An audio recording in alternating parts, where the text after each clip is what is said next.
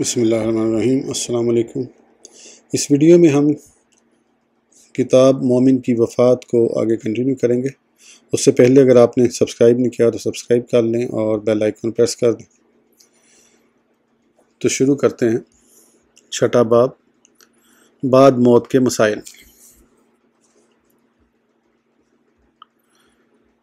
موت کے فوراً بعد کے مسائل۔ انتقال ہونے کے بعد جتنا جلدی ہو سکے میت کے پیٹ پر کوئی بھاری چیز رکھ دی جائے، مثلا لوہے کی کوئی چیز یا گیلی مٹی یا کوئی اور چیز، تاکہ میت کا پیٹ پھول نہ جائے، لیکن وہ چیز ضرورت سے زیادہ وزنی نہ ہو کہ میت کو تکلیف پہنچے۔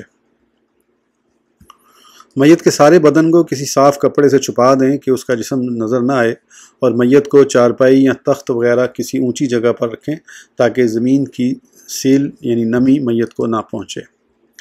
ام المومنین سیدتنا عائشہ صدیقہ رضی اللہ تعالی عنہا سے روایت ہے، ترجمہ یعنی جب رسول اللہ صلی اللہ تعالی علیہ وسلم کا وصال ہوا تو آپ کے جسم اطہر کو خبرہ کی چادر ڈال کر ڈھانپ دیا گیا۔ میت کے غسل، کفن اور دفن میں جلدی کریں، بلا وجہ تاخیر نہ کریں، کیونکہ حدیث شریف میں اس کی تاکید وارد ہے۔ حضرت ابو داؤد کی حدیث میں ہے کہ حضور اقدس رحمت عالم صلی اللہ تعالیٰ علیہ وسلم حضرت طلحہ رضی اللہ تعالیٰ عنہ کی بیمار پرسی کرنے تشریف لائے، اور جب واپس تشریف لے جانے لگے تو فرمایا کہ طلحہ کے وفات کا وقت اب قریب آ گیا ہے، لہذا جب یہ فوت ہو جائیں تو مجھے خبر کرنا تاکہ میں ان کی نماز جنازہ پڑھ سکوں۔ اور پھر ارشاد فرمایا، ترجمہ یعنی ان کے کفن و دفن کی تیاری جلدی کرنا، اس لیے کہ مسلمان کی لاش کو اس کے اہل و عیال کے پاس زیادہ دیر تک رکھنا مناسب نہیں۔ حضرت عبداللہ بن عمر رضی اللہ تعالیٰ عنہ سے روایت ہے کہ حضور اقدس صلی اللہ تعالیٰ علیہ وسلم نے ارشاد فرمایا کہ ترجمہ جب تم میں سے کوئی مرے تو اسے نہ روکو اور جلدی دفن کو لے جاؤ۔ مسئلہ، میت کو غسل دینے سے پہلے بھی اس کے پاس بیٹھ کر قرآن مجید کی تلاوت کرنا جائز ہے، جبکہ اس کا تمام بدن کپڑے سے چھپا ہو، اور تسبیح و دیگر اذکار میں متعلقاً کوئی حرج نہیں۔ پڑوسیوں اور اس کے دوست احباب کو اس کی موت کی خبر کریں تاکہ نمازیوں کی تعداد زیادہ ہو، اور وہ سب اس میت کے لیے دعا کریں گے کہ ان پر حق ہے کہ اس کی نماز جنازہ پڑھیں اور دعا کریں۔ بازار اور شارع عام پر اس کی موت کی خبر دیں یعنی اعلان کریں۔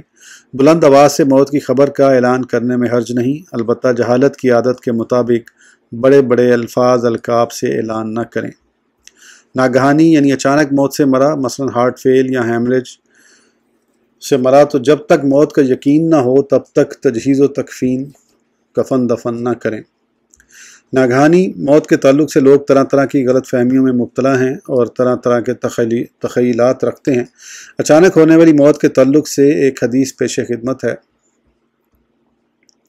امام ابو بکر احمد بن حسین بن علی المعروف با امام بہقی المتوفی 458 ہجری نے اپنی مشہور و معروف کتاب شعب الایمان میں حضرت عبداللہ بن عبید بن عمیر رضی اللہ تعالیٰ عنہ سے روایت کی کہ انہوں نے کہا کہ میں نے ام المومنین سیدتنا عائشہ صدیقہ رضی اللہ تعالیٰ عنہ سے مرگ مفاجات یعنی اچانک آنے والی موت کے بارے میں دریافت کیا کہ کیا ایسی موت بری ہے؟ تو آپ نے فرمایا، کیوں کر بری ہے؟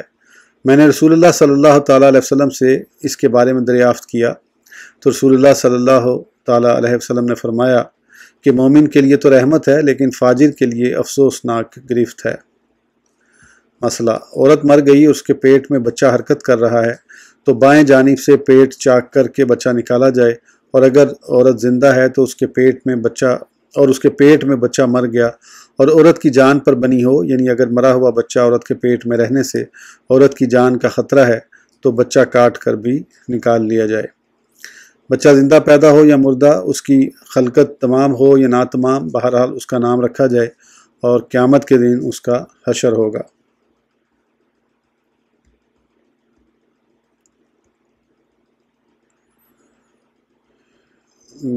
ساتواں باب، میت کے غسل کا بیان۔ میت کو غسل دینا فرض کفایہ ہے، یعنی اگر بعض لوگوں نے میت کو غسل دے دیا تو سب لوگوں کے ذمے سے غسل دینے کا فرض ساقط ہو گیا۔ میت کو غسل دینا فرض کفایہ ہونے کے ساتھ ساتھ بے حساب اجر و ثواب حاصل کرنے کا ذریعہ ہے۔ اگر میت کو خلوص دل اور حصول ثواب کی نیت سے کوئی شخص غسل دیتا ہے تو اس کو کتنا ثواب ملتا ہے، وہ حدیث شریف میں ملاحظہ فرمائیں۔ امیر المومنین خلیفہ المسلمین سیدنا مولا علی مشکل کشا رضی اللہ تعالیٰ عنہ سے روایت ہے کہ حضور اقدس رحمت عالم صلی اللہ تعالیٰ علیہ وسلم نے ارشاد فرمایا، ترجمہ: جس نے میت کو غسل دیا، کفن دیا، خوشبو دی، کاندھا دیا اور اس کی نماز جنازہ پڑھی تو اس کے عیب ظاہر نہ کیے تو ایسا کرنے والا گناہوں سے ایسا پاک ہو جاتا ہے جیسا کہ وہ پیدائش کے دن پاک تھا۔ میت کو غسل دینے کا طریقہ: جس تختے پر میت کو نہلانا ہو اسے 3 یا 7 یا 5 مرتبہ دھونی دیں، یعنی کوئی خوشبو لگا کر اس کو تختہ کے ارد گرد پھرائیں، پھر میت کو اس تختے پر لٹا دیں اور میت کے ناف سے لے کر گھٹنوں تک کوئی کپڑا ڈال دیں، اور کپڑا ڈالنے کے بعد میت کے جسم پر جو کپڑے ہوں ان ملبوسات کو یکے بعد دیگرے اتار دیں۔ ان پہنے ہوئے کپڑوں کو اتارتے وقت اس بات کا خاص خیال رکھیں کہ ناف سے گھٹنوں تک جو کپڑا ڈالا ہوا ہے وہ ہٹنے یا کھسکنے نہ پائے، اور میت کے جسم کا وہ حصہ جو شرع ستر عورت ہے وہ ظاہر ہونے نہ پائے۔ پھر غسل دینے والا اپنے ہاتھ پر کپڑا لپیٹ لے اور سب سے پہلے میت کو استنجا کرائے۔ بغیر کپڑا لپیٹے میت کو غسل دینے والا میت کے مقام استنجا یعنی آگے اور پیچھے کی شرمگاہ کو نہ چھوئے، کیونکہ جس طرح انسان کے بعض اعضاء کا دیکھنا منع ہے، اسی طرح ان اعضاء کو بغیر حائل یعنی ننگے ہاتھوں چھونا بھی منع ہے، چاہے وہ زندہ ہو یا مردہ۔ المختصر: میت کو نہلانے والا اپنے ہاتھ پر کپڑا لپیٹ کر ہی میت کے مخصوص اعضاء کو دھوئے۔ استنجا کرا لینے کے بعد ہاتھ پر لپیٹے ہوئے کپڑوں کو نکال دیں اور دونوں ہاتھوں کو کلائیوں تک 3 مرتبہ دھو کر پاک کر لے اور پھر میت کو وضو کرائے۔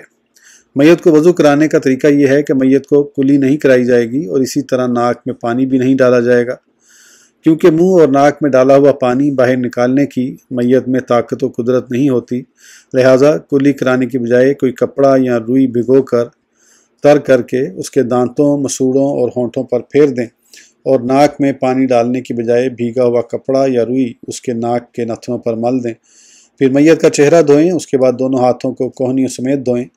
وضو کرانے کے بعد میت کا پورا جسم اس طرح دھوئیں کہ میت کے منہ، ناک اور کانوں میں روئی بھر دیں تاکہ غسل دیتے وقت ان راستوں سے پانی جسم کے اندر داخل نہ ہو سکے۔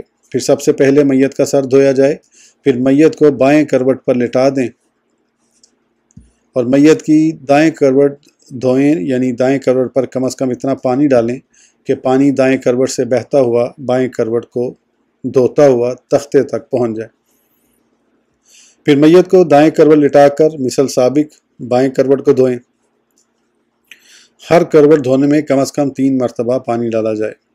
سر اور دونوں کروٹیں دھو لینے کے بعد میت کو سہارا دے کر ٹیک لگا کر بٹھائیں اور اس کے پیٹ پر آہستہ آہستہ نرمی سے ہاتھ پھیریں، یعنی ہاتھ کو اوپر سے نیچے کی طرف لائیں تاکہ اگر پیٹ میں کوئی غلاظت باقی رہ گئی ہے تو وہ باہر نکل جائے۔ مدرجہ بالا ترکیب سے میت کو بٹھا کر پیٹ پر نرمی سے ہاتھ پھیرنے سے اگر کچھ نکلے تو اسے پانی سے دھو کر صاف کر دیا جائے، لیکن اب دوبارہ وضو کرانے کی یا پھر سے غسل دینے کی ضرورت نہیں۔ آخر میں سر سے پاؤں تک پورے جسم پر کپور کا پانی یعنی کافور ڈالا ہوا پانی 3 مرتبہ بہائیں اور بعد میں کسی پاک کپڑے سے بدن کو آہستہ اور نرمی کے ساتھ پونچھ لیا جائے۔ میت کے سر کے اور داڑھی کے بالوں کو گلخیروں سے دھوئیں، اگر یہ نہ ہو تو کسی پاک صابن سے یا بیسن، چنے کی دال کے آٹے سے یا اور کسی چیز سے دھوئیں، ورنہ صرف خالص پانی بھی کافی ہے۔ نوٹ: گلخیر یعنی نیلے رنگ کا ایک پھول جو بطور دوا استعمال ہوتا ہے۔ میت کو نیم گرم پانی سے غسل دینا مستحب ہے، کیونکہ ٹھنڈے پانی کے مقابلے میں گرم پانی جسم سے میل کچیل جلدی اور آسانی سے دور کرتا ہے۔ علاوہ ازیں حضور اقدس رحمت عالم صلی اللہ تعالیٰ علیہ وسلم کے زمانہ خیر القرون میں نیم گرم پانی سے غسل دیا جاتا تھا۔ حوالہ نمبر 1۔ ترجمہ: اس میت پر بیری میں جوش دیا ہوا پانی بہایا جائے اگر میسر ہو، ورنہ سادہ پانی۔ حوالہ نمبر 2۔ ترجمہ: اس سے مستفاد ہوا کہ گرم پانی بہتر ہے، میت کے جسم پر میل ہو یا نہ ہو۔ حدیث: حضرت ام قیس رضی اللہ تعالیٰ عنہ سے مروی ہے کہ انہوں نے کہا، ترجمہ: میرے بیٹے کا انتقال ہو گیا اور میں اس پر رونے پیٹنے لگی، پس میں نے اپنے بیٹے کو غسل دینے والے شخص سے کہا کہ میرے بیٹے کو ٹھنڈی پانی سے غسل نہ دو اور اسے اذیت نہ پہنچاؤ۔ حضرت ام قیس رضی اللہ تعالیٰ عنہ کا یہ قول سن کر حضرت عکاشہ بن محصن رضی اللہ تعالیٰ عنہ حضور اقدس صلی اللہ تعالیٰ علیہ وسلم کی خدمت میں حاضر ہو کر حضرت ام قیس کا قول سرکار دو عالم سے بیان کیا۔ حضور اقدس صلی اللہ تعالیٰ علیہ وسلم نے تبسم فرماتے ہوئے ارشاد فرمایا کہ ام قیس کی عمر طویل ہو۔ انہوں نے کیا کہا؟ یعنی کیا ہی اچھا جملہ کہا۔ راوی نے بیان کیا کہ ہمیں نہیں معلوم کہ کسی عورت کی عمر اتنی طویل ہوئی ہو جتنی کہ ام قیس کی عمر طویل ہوئی، اور یہ یعنی حضرت ام قیس کی عمر کا طویل ہونا حضور اقدس صلی اللہ تعالیٰ علیہ وسلم کی مقدس دعا کی برکت کی وجہ سے تھا۔ مردے کو غسل دینے کے لیے جو پانی تیار کیا جائے اس میں بیری کے پتے یعنی بیر کے درخت کے پتے اور کافور ملانا سنت ہے۔ حدیث حضرت ام عطیہ رضی اللہ تعالیٰ عنہ سے روایت ہے، وہ فرماتی ہیں کہ نبی کریم صلی اللہ تعالیٰ علیہ وسلم ہمارے پاس تشریف لائے اور ترجمہ ہم آپ کی صاحبزادی ام کلثوم رضی اللہ تعالیٰ عنہ کو غسل دے رہے تھے۔ آپ نے فرمایا کہ اسے 3 یا 5 مرتبہ یا اس سے جتنا تم مناسب سمجھو غسل دو۔ غسل پانی اور بیر سے دینا اور آخر میں کافور یا کچھ کافور ملا ہوا پانی بہانا۔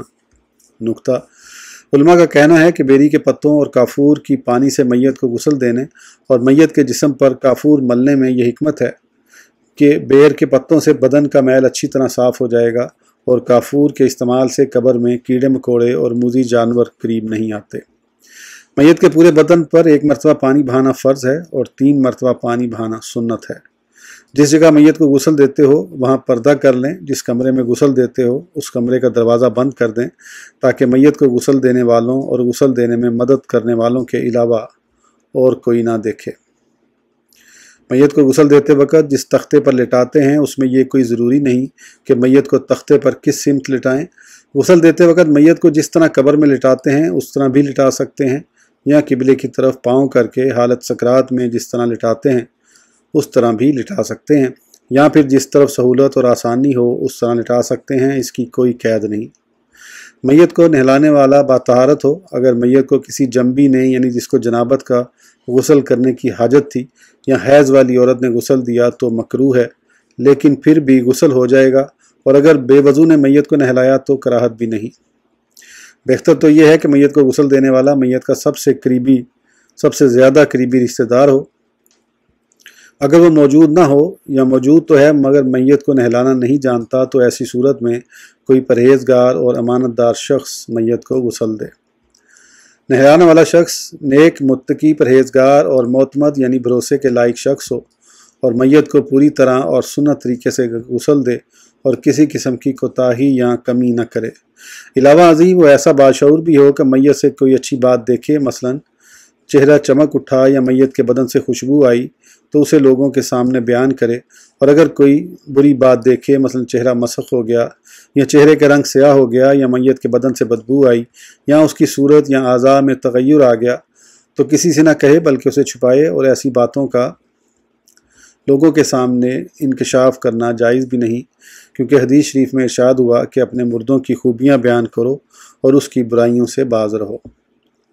حضرت عبداللہ بن عمر رضی اللہ تعالیٰ عنہما سے روایت ہے کہ حضور اقدس رحمت عالم صلی اللہ تعالیٰ علیہ وسلم ارشاد فرماتے ہیں، ترجمہ اپنے مردوں کی بھلائیاں یاد کرو اور ان کی برائیوں سے رک جاؤ۔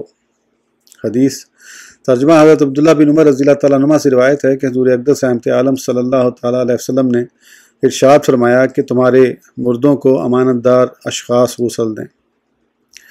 مسئلہ اگر کوئی بد مذہب، بدعقیدہ، گستاخ رسول مرا اور اس کا چہرہ مسخ ہو گیا یا چہرے کا رنگ سیاہ ہو گیا یا کوئی اور بری علامت ظاہر ہوئی تو اس کو بیان ضرور کرنا چاہیے تاکہ لوگوں کو عبرت اور نصیحت ہو۔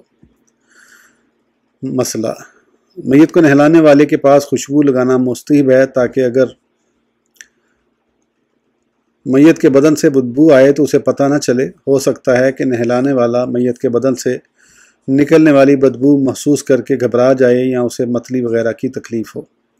میت کو نہلانے والا بقدر ضرورت ہی میت کے اعضاء کی طرف نظر کرے، بلا ضرورت میت کے کسی بھی حصے بدن عضو کی طرف نہ دیکھے۔ ممکن ہے میت کے بدن میں کوئی عیب ہو جسے وہ اپنی حیات میں چھپاتا تھا۔ جنب یا حیض یا نفاس والی عورت یا جس مرد پر جنابت کا غسل واجب تھا اس کا انتقال ہوا تو ایک ہی غسل دینا بس ہے، کیونکہ غسل واجب ہونے کے وقت کے کتنے ہی اسباب ہوں ایک غسل سے ادا ہو جاتے ہیں۔ میت کو نہلانے کے بعد میت کے ناک، کان، منہ اور دیگر سوراخوں میں روئی رکھ دیں تو حرج نہیں، مگر بہتر یہ ہے کہ نہ رکھیں۔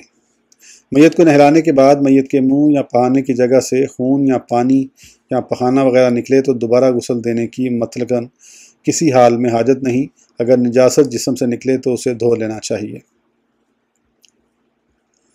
میت کے سر یا داڑھی کے بال میں کنگھی کرنا، ناخن تراشنا، کسی جگہ کے بال مونڈنا، کترنا یا اکھاڑنا مکروہ تحریمی اور ناجائز ہے، بلکہ حکم شریعت یہ ہے کہ جس حالت پر ہے اسی حالت پر دفن کر دیں۔ اگر کوئی ناخن ٹوٹ گیا ہے تو اسے لے سکتے ہیں، لیکن اسے کفن میں رکھ دینا چاہیے۔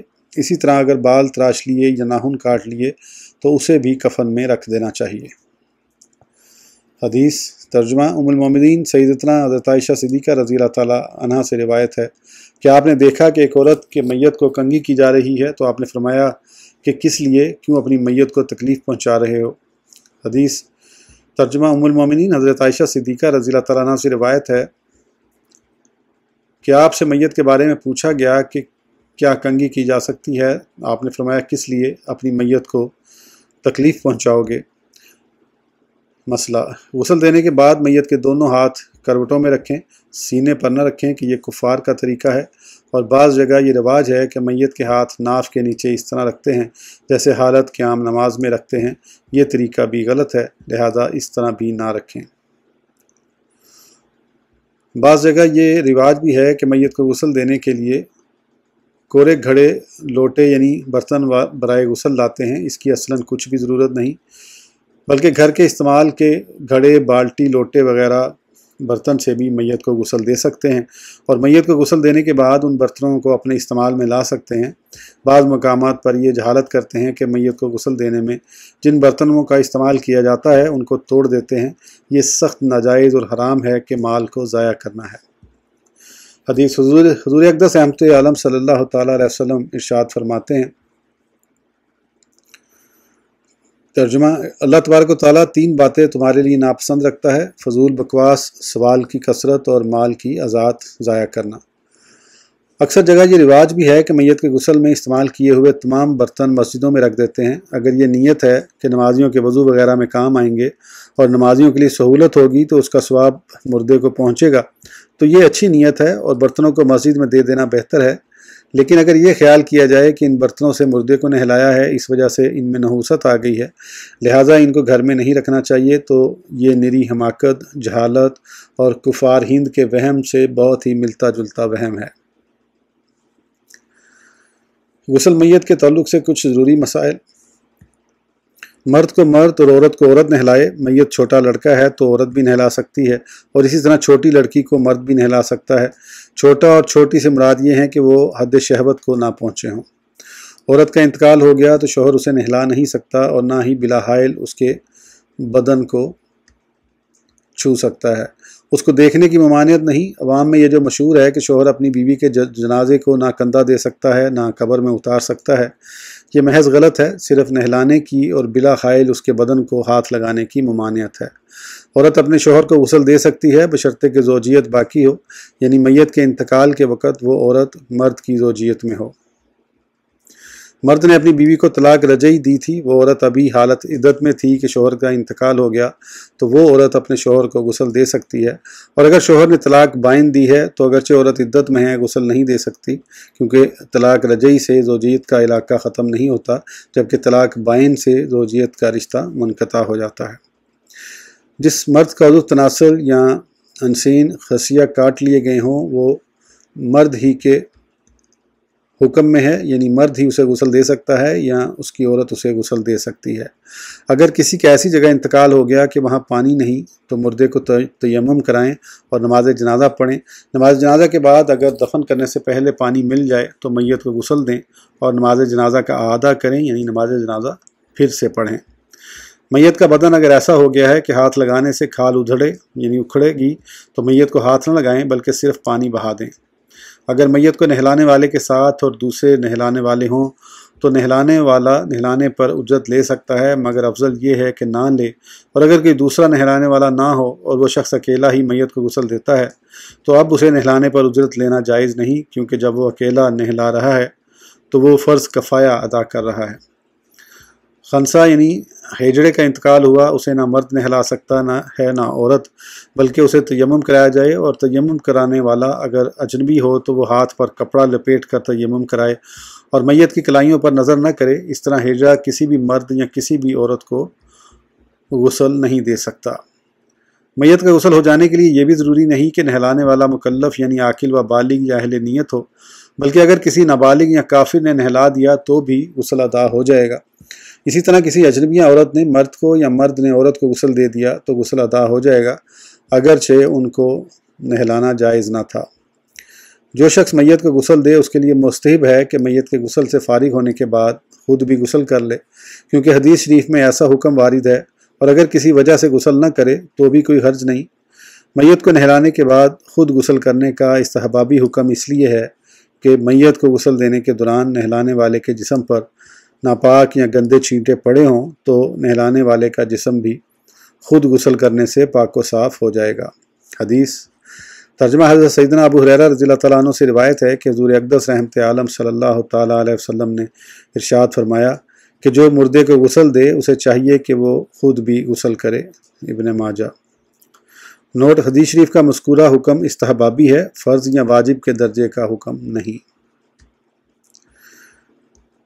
اس ویڈیو کے لیے اتنا ہی، پھر انشاءاللہ اگلی ویڈیو میں آگے کنٹینیو کریں گے۔ اس وقت تک کے لیے اجازت دیجیے، سبسکرائب کرنا نہ بھولیں۔ اللہ حافظ۔